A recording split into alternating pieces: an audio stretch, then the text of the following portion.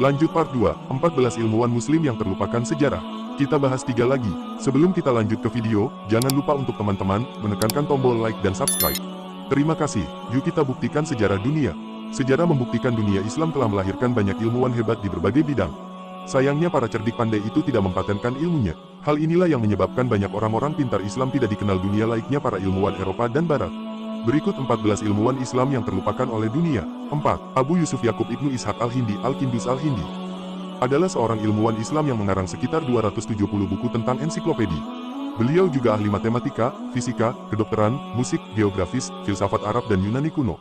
Selain itu Al-Hindi juga seorang filsuf muslim yang taat dan berdisiplin.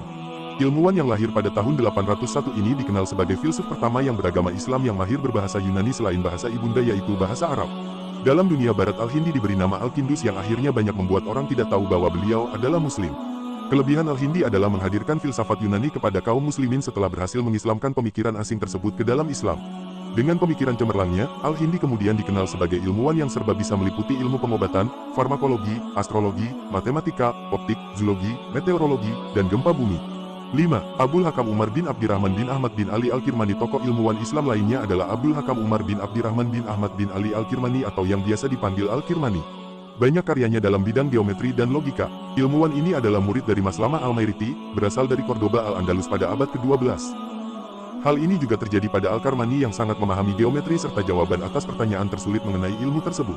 Pada masa menuntut ilmu, Al-Karmani pernah pindah ke Al-Jazira yang terletak di Turki untuk lebih mendalami ilmu geometri dan kedokteran. Setelah itu ia kembali ke kota kelahirannya Al-Andalus.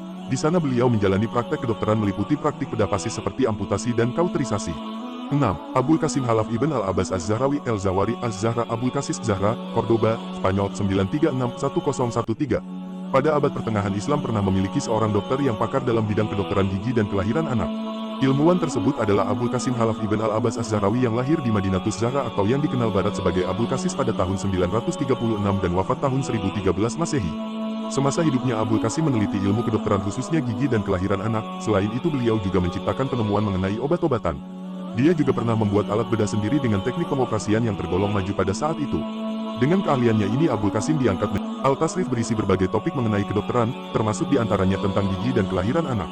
Ketika menjadi dokter kerajaan inilah Abul Qasim menulis buku tentang pengobatan dan pembedahan gigi yang kemudian diterjemahkan ke dalam bahasa Latin oleh Gerardo dari Cremona.